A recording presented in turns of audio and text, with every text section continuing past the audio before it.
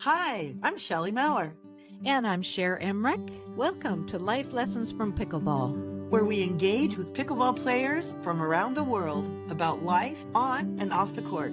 Thanks for joining us. Welcome, everyone, to Life Lessons from Pickleball. We are really jazzed today because today we have with us Roger BelAir, who is going to help us understand what is the connection between pickleball and prisons. But first, Roger, it's so great to have you here. I'm And really excited. This is really going to be terrific. we are really jazzed, really jazzed. And for 30 years, you were a highly respected financial professional in the Seattle area and beyond. And you've written several books on investment and have been Right. quoted in many publications, including the New York Times and Wall Street Journal. And then you found your passion, in a word, pickleball. That's right. And I can tell you that pickleball is a lot more fun than finance. You know, Well, how were you introduced to pickleball, Roger? Tell us. well, I started playing locally. And, about 14, 15 years ago, I loved the game. All right. And then I met David McCollum, who was Barney McCollum's son. If you don't recognize that name, he's one of the three founders. All right. There was Joe Pritchard, Bill Bell, and Barney McCollum. And we just hit it off. I like to say friends are found rather than made. You could sit next to somebody for 30 years and never get close, and then meet somebody at a party, and you just connect. And that's what happened with Barney and myself. And we got to be pretty good friends. And then as I got involved in prisons, he was fascinated by that. And so we really bonded not only pickleball, but also about prisons. So, how did you get involved working with prisons? Well, what I like to say, Cher, is I drank the Kool-Aid. Like a lot of us pickleball players, we taste it, we like it, and we're connected, right? And that's what happened to me. And coming from a professional speaking background, it was really easy for me to start teaching the sport. Hmm. I was pretty good at it. I understood it. I like to tell people what to do. So I started teaching the sport. And then my wife and I watch 60 Minutes oftentimes on Sunday night. So we're watching one night, and they had a segment on Sheriff Tom Dart, who does his best to run Cook County Jail in Chicago. And as you can imagine, what a challenging job that is. Yeah. They got Yeah. 80,000 guys, mostly guys, that go through there every year. And I'm watching this segment, and they're just sitting around. They're playing cards. They're talking, they're watching TV. And I said to my wife, they should be playing pickleball. They would not only get exercise, but learn life lessons like thinking about consequences, learning from mistakes. And my wife just kind of nodded. And I watched a little bit more of the segment. And I said, I'm going to write Sheriff Dart and tell him exactly what I think. Now, do you know this guy? Do you know No, this no, guy? and he'd never heard of me. I said, I'm going to tell him exactly what I think. I'll go back there to Chicago. I'll teach those inmates and staff the game. I'll bring all the equipment, pay all my expenses. There's no reason he can say no. Well, he gets this letter, never heard of pickleball. And he hears from a lot of kooks. And he had no idea if I was just one more. Puts the letter on the side of his desk. And the next thing that happened, I understand, is over the dinner table, he's got 2 or 3 kids. He says, I got this letter from this guy today. Something about balls and pickles and I don't know, from Seattle. His 10-year-old daughter puts her hands on her hips and says, Dad, I'll tell you about pickleball. Oh, wow. my Isn't gosh. that something? If it hadn't been for that little girl, we wouldn't be talking today. Wow. So Okay. then what happened? Yeah, keep going. Well, This is yeah, he good. reached out and he says, if you're sincere and you're paying all your expenses, I have nothing to lose. Come on back. And so I go back to Chicago. I pull up with an Uber up to Cook County Jail. And the thought that goes through my mind as I see this sign that says maximum security is, what have I done? Yeah. I mean, I'm at almost 70 years old, and I look, the place is huge. It's like 72 football fields. That's the size of it. Oh my Wow. gosh. And I'd never been in jail. I had my car towed once because I was illegally parked, and that was it. All right, that's my background about That's your knowing what rap goes on. sheet. That's my rap sheet and what goes on the inside. So I go through clearance. I find myself standing in front of about 25 guys, all charged with either murder or attempted murder. Hmm. And I thought what I'd do is just give them a little background about Joe Pritchard and how it started on Bainbridge Island. And I'll tell you, ladies, it wasn't working. I mean, arms were crossed. I couldn't even get eye contact. And I didn't know what I was going to do. I didn't know if I'd be on an airplane that night, but it certainly wasn't working. So I said, well, let's go to the courts. And I would say after we got to the courts, it took about 15 minutes. Wow. They turned in from these very tough dudes to like third graders on the playground, giving Oh. each other high fives. I say in one day I went from OG, you know what OG is? No. OG? Yeah, old Uh-uh. guy. To Oh, old either guy. Okay. I went from OG to either bro or dude. All Oh, right? cool. Yeah.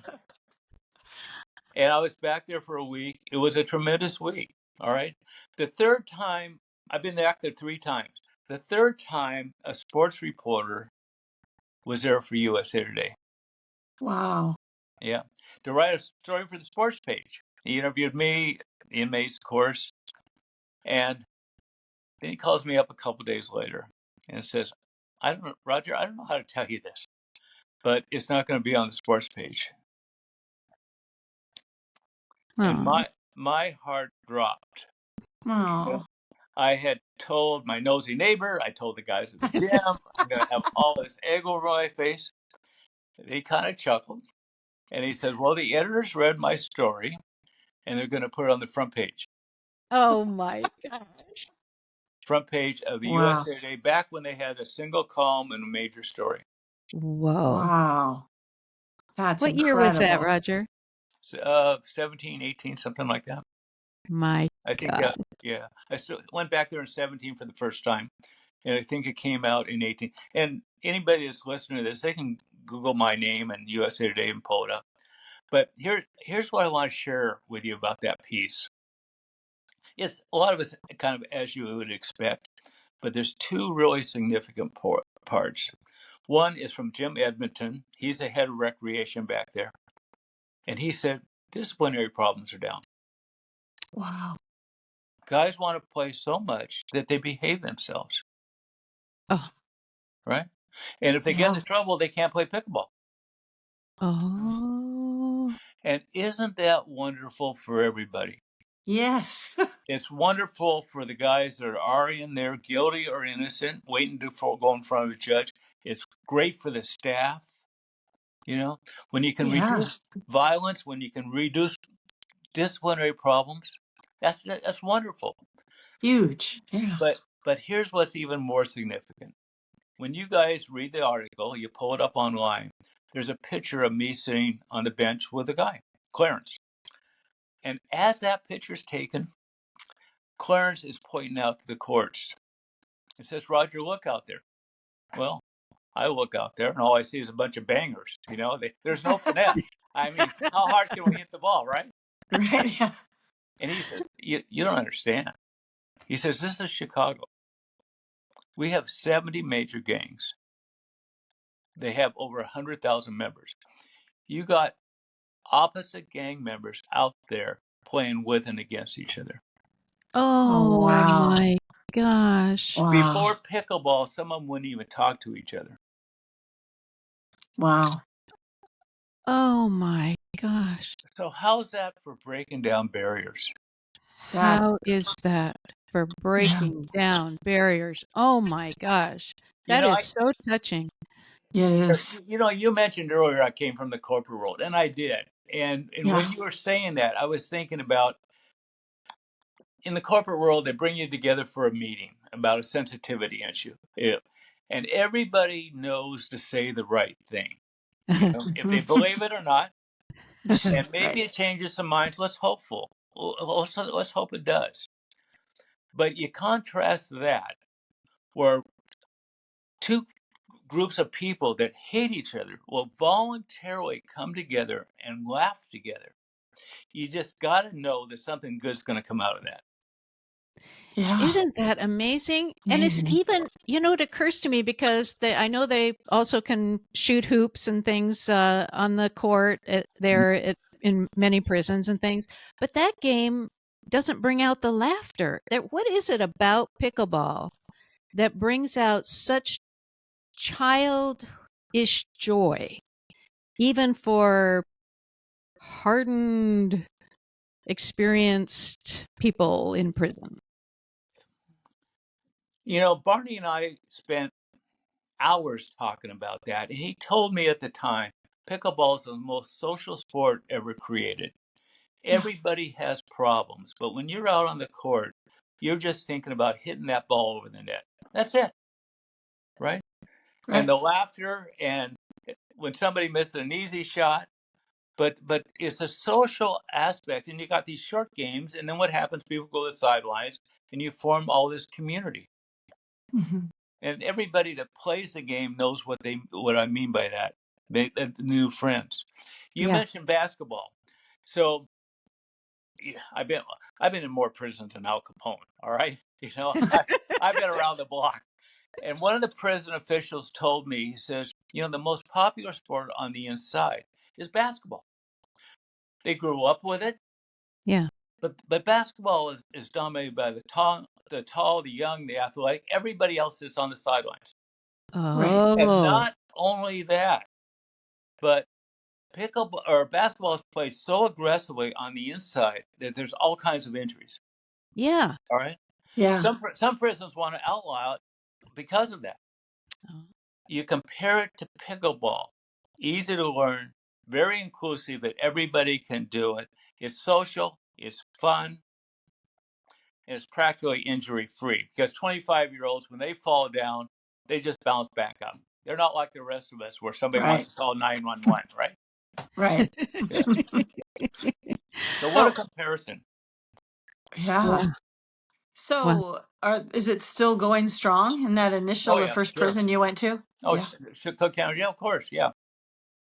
Wow. But you've been to more. Well, sure. Publicity opens doors. And the next thing I ended up doing is going to Rikers Island. Now, are you familiar with that in New York City? Oh, yeah. And oh yeah, they have their problems. So many problems that the city council has voted to close down Rikers Island in a couple of years. It's practically imaginable. It's so big. All right. Oh, And it's a very difficult place. And I was there for a week. The deputy commissioner was so impressed. When I left, he ordered pickleball equipments for 20 courts. 20 Wow. 20 courts? courts. They have about 100,000 men that go through there, men and women. But over 90% of the inmates are men. Like my wife Yeah. says, all women know that men are the ones that cause the problems, right? Yeah. She's a So, wise woman. yeah, most women are. But it's just true. Most of the Mm, violence, most of the problems are really caused by men. So, mm. um, anyway, but that's what happened back at Rikers Island, and I was recently back there 3 or 4 months ago. I spent a week back there once again, uh, helping them out, teach them again the game, because they have, of course, huge turnover. Yeah. Yeah. So when you went to Rikers, you taught the inmates there as well, like Mhm. you did at the previous one, and then you leave it and somebody else is running it while you're gone? Oh, of course, yeah. Yeah. Pickleball's an easy game to learn, as you guys know. Yep. All right. What I like to say is you can learn it after breakfast, and by lunchtime you're pretty good, And true. right? It's true. And then you can also teach others. I mean, I'll share this with you because I think you'll enjoy it. And I've taught about 4,000 people, Wow. Wow. including in your local community where you live. And Oh my. the way I teach it is I say there's only 4 rules. First of all, when you serve, you got to serve it underhanded, Mm-hmm. right? The second rule is a 2-bounce rule. The third rule relates to the kitchen and the no volley zone. Yep. All right, where anybody plays pickleball know that. Mm-hmm. And then I teach people how to play score, or teach score, and I say this is the hardest part of the game. You got to count to Yeah. 11, It right? really is. What the heck? Yeah. And everybody said, "Oh, it's just too complicated." All right, okay. So then here's on the outside, I teach rule number 4 slightly different than I do on the inside. I say for on the outside, well, afterwards, what we do is we meet at the net and we tap paddles. All right, good game, right? Mm-hmm. Now on the inside, what I do is I say to the guys, because they're just goosey now. I mean, they're just so excited. They're learning how to play the game. They Mhm. figured out the scoring, and I say, guys, how many rules are there? Somebody will say 3. Somebody said, wait a minute, you said 4. So I said, what's the 4th rule? And they say, you haven't told us yet. I said, we just finished the game, right? We got the gold medal winners and we got those silver medal winners, right? So what we do after the game is we have a group hug. Oh. They freeze. They freeze. They freeze. They heard what I said, but this old guy from Seattle, no way in hell are they giving each other a group hug. You got to remember who they are and the Yeah. life they've lived. And it's for most of them, or many of them, it's been from the day they were born. All right. Yeah. They're tough. They've had a very difficult life. They're unloved. They're unwanted many times when they come into it. And you got this idiot saying, we're going to have a group hug. And part of the reason I do it is just to see the expression on their faces. Right. All right. So what I do is I go up to the net and I put my paddle up and I motion them to come in. We tap paddles. And I say, in pickleball, that's called a group hug. Oh. Nice. It's one of the rules and you will follow it. And so after Nice. every game, you hear people saying, group hug, everybody. Oh my gosh. Isn't that something? I'm going to start saying group hug now. Yeah. I am too. I am. Group hug when we tap our Yeah. paddles, for Isn't that sure. great? That's so great. Now, Brought occasionally, tears to Cher's eyes. Yeah, you got me in Yeah. tears here. That is Yeah. too touching. occasionally somebody will say, Roger, is that really one of the rules or did you make that up? And I say, it's absolutely one of the rules. Absolutely. Yeah, who are they going to ask? The warden? The warden didn't really do it. Who's going to know? Absolutely. Oh, man, Even though I it's a little love tricky Well, sometimes I if can you're guarantee pickled. it. I can guarantee you today, somewhere in this country today, guys are playing on the inside, certainly more than one side. And after a game, they're saying, group hug everybody. Oh my gosh, what a fantastic way to name that, and just helps reframe what it means to be in relationship with these fellow prisoners. Oh my gosh, what a sweet thing. Good for you, Roger. Oh my gosh. How many prisons have you introduced pickleball to? Well, 17, 18, 19, something like that. Oh my gosh. Yeah. Wow. 17, 18, 19, something like that? Oh Yeah. my gosh. Mm-hmm. So, all right, sometimes it's the way they want to count it, and they'll have 2 prisons combined to 1 and things like that. But so that was Rikers, and then it's just kind of moved forward from there. I went down to Florida, for example. They wanted me to come down there. I spent a week in Florida, and Florida has the 3rd largest inmate population of any state. Oh, wow. I didn't know that. Yeah. After I came back, the head of education wrote me a letter and said, this was a massive success. Wow. The impact you've had on the Florida Department of Corrections is immeasurable. Wow. And of course, it's not me. It's that little plastic ball. That's what it's But all it's you, Roger. I mean, I'm just getting chills thinking about, I'm going to cry. You watched that episode and you had an idea and you followed through, and look at what an impact it's had. It's amazing. It really is. It's incredible. I mean, that's a life lesson, a huge life lesson to all of us in itself, right? is to really follow through on things. I mean, wow. I'm just so moved by this. I am too. Yeah, you had that inspiration. I mean, Yeah. Well, you I never expected really any of this to happen, but Yeah. I'm somewhat of an outside the box Yeah. thinker, and Yeah. uh-huh. I'm reactionary, and but Florida's a great example. Um, New York's a great example. Do you want one more? Yeah. We Yes. want, Oh, we I want love all many, these. many more. Yeah. All right. Well, so I'm sitting at my desk one day, and I get an email from the warden at San Quentin. San Quentin. San Quentin. Now, Wow. San Quentin has more people on death row than any other prison in the Yes. Western Hemisphere. Oh. So I called my best friend. I said, "You won't believe this. I just got an email from the warden at San Quentin." You know what he said? They're finally catching up with you. That Wow. rap sheet's gonna get longer. The warden says, "Can we have a conference call tomorrow with a couple of my lieutenants?" We did, and I thought I'd start by just saying, "Hey, let me tell you about some of the benefits of pickleball on the inside." And he goes, "Roger, I've done my homework. When can you be here?" Wow. Oh man. So Folsom, remember who was that singer? Folsom Blues, Johnny Johnny Cash. Johnny Cash. Cash. Johnny They found out Cash. about it. They said, "Well, we want you to come here too," and a couple other prisons in Northern California. And so I'm coordinating things with San Quentin, and I say, "Hey, it'd be great if we could get some maybe staff members to participate, and maybe even leadership." Oh my gosh. And they said, "Well, Roger, this is San Quentin. It's been around for 170 years. Nothing like that's ever happened. We have unique problems at San Quentin. It's just the way it is."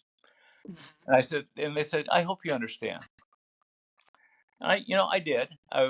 Wasn't what I wanted to hear, but I go through the gates at San Quentin. There's all these microphones pushed in my face and cameras rolling, and it's like a press conference. I go out the court, and there's a warden holding the paddle, ready to play. Oh, wow. Wow. That gave me chills. Yeah. Wow. Oh. And I've been very blessed in my life with a lot of publicity. I've been on the cover story of Money Magazine. I've been profiled in the Washington Post. But the piece I'm most proud of was done by the inmates at San Quentin. And it's called Uncuffed. It's a podcast. Uncuffed. Uncuffed. Okay. All right. And in that podcast, you have inmates saying things like, "What a mind-blowing experience. I Wow. couldn't believe corrections officers out on the courts playing with inmates. Could you Wow. believe the warden was actually out there? That's something that's never happened at San Quentin in 170 years. Maybe Wow. this was the day that changed San Quentin." Wow. Yeah. Oh, All those are direct quotes from the piece. that's just phenomenal. Yeah. It is. See, Roger. San Quentin is trying to change, and my timing was perfect. The recidivism rate in this country is about 65%. It's ridiculous. Yeah. And you compare it to some place like Norway, that's Yeah. about 20%. Wow. And what Governor Newsom recognizes is that what do they do different than we do? And the mindset in this country is you did something wrong, you're going to be penalized for it. You do it again, and you're going to be penalized worse. In Norway, what they're saying is, let's rehabilitate people. Hmm. Let's figure out what their challenges are. Let's give them skills so they can be productive member of our society. And Mhm. pickleball at San Quentin came along exactly at the right time. Jeez. Wow. So Oh, when was this you were in San Quentin? 23. 23? just Yeah. last year. Oh my Just gosh. last year. Roger, my undergrad was criminology. I got a bachelor's in criminology because I wanted to design alternatives to prison, but then found out that it was a political path and I Oh, wasn't interested in politics. yeah. So you have just created the alternative to prison in that the people who are finding new ways of being human beings with each other, with themselves, they're probably discovering all kinds of things about themselves on the court, with each other. And the idea of then moving into their lives beyond the walls, or maybe even within the walls in a whole new way. Yeah. How amazing is that? Yeah. Mm-hmm. Very Oh my amazing. gosh, Roger. And it just keeps going. Right now a documentary is being made, Oh, good. Pickleball on the Inside. Oh, good. And the producer and the crew's been to me at different sites, and we're really excited about that. And there's going to be announcements about it in the next month or so. So that's one aspect of what's happening next. And the other one is really exciting for me because people started reaching out to me and say, we admire so much of what you're doing, and seeing how good it's doing. I'm in Florida, and I have a prison down the road. I have no idea how to get things established. Would you be my mentor and help me introduce the game at this local prison? Oh my That's, gosh. and of course I said yes, and that started out, with one person, and all of a sudden we had about 5 or 6, and right now I'm mentoring about 35 people around the country. Wow. That is That's so cool. In fact, you were an inspiration to someone who's local here, Dan McGee, who Mhm. we will be airing his episode in a few weeks after yours. And he started pickleball in the juvenile detention center in King County because he heard about you. Isn't So, that oh great my, for Dan?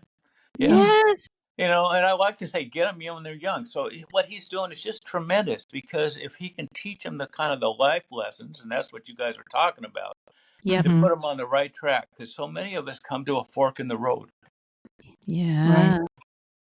Yep. Which side are we going to take? So, in all these experiences, Roger, I mean, my gosh.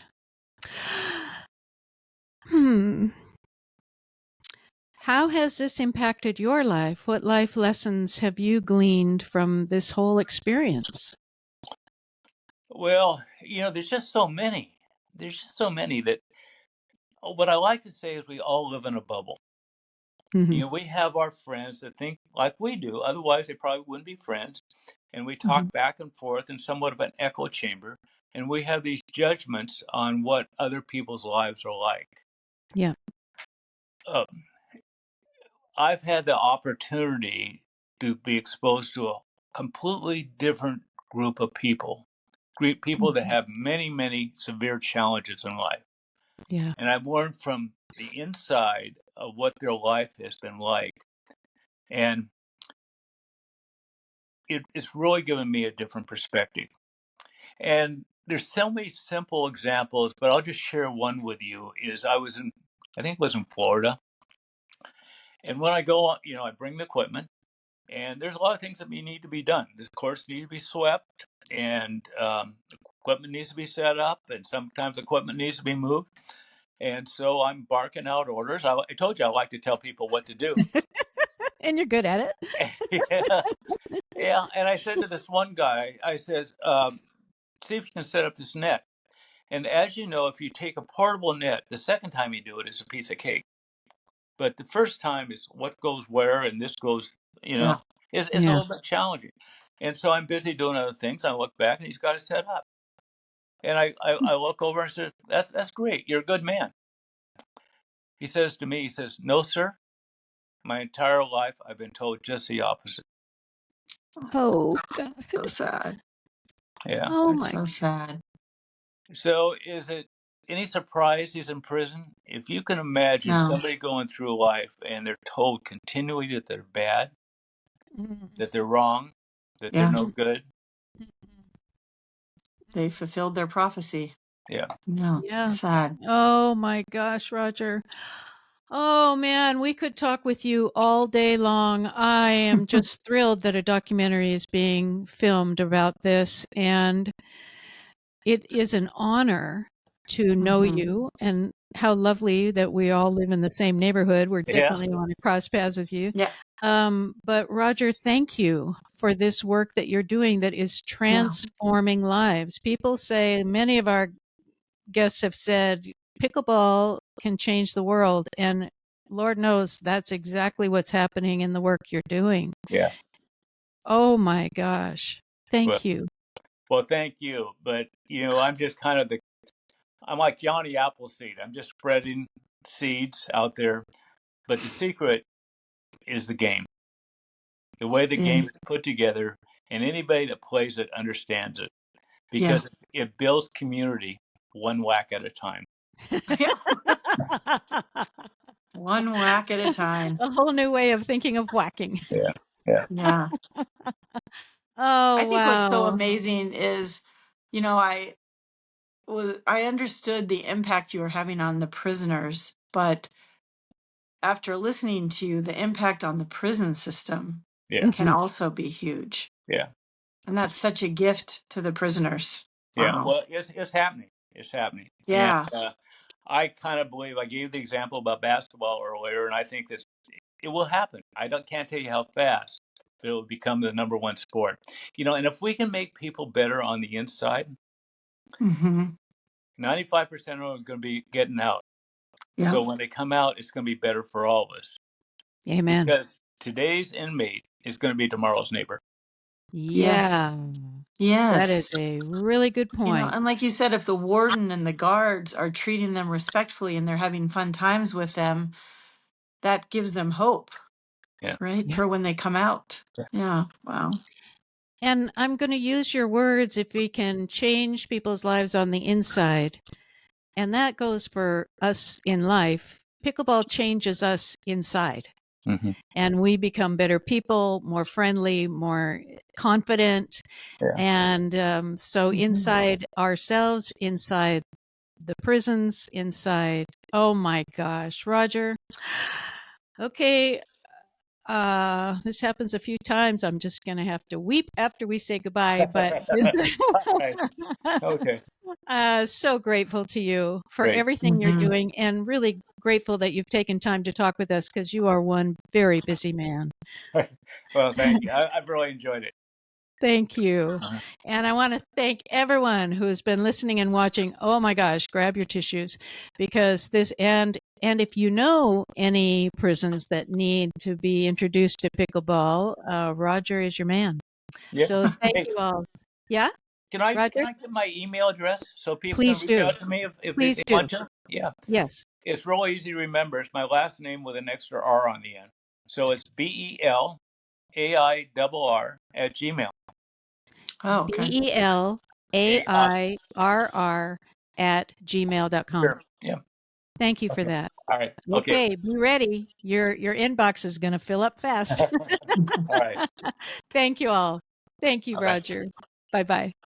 If you love our podcast, we'd be so grateful if you'd take a few seconds to follow or subscribe to Life Lessons from Pickleball. This ensures you'll never miss an episode and helps us continue these wonderful conversations. On Apple Podcasts, Spotify, or wherever you listen, go to the show page and tap the follow button in the top right corner. And on YouTube, click the subscribe button under any of the episodes. Thanks so much. Hope to see you on the court.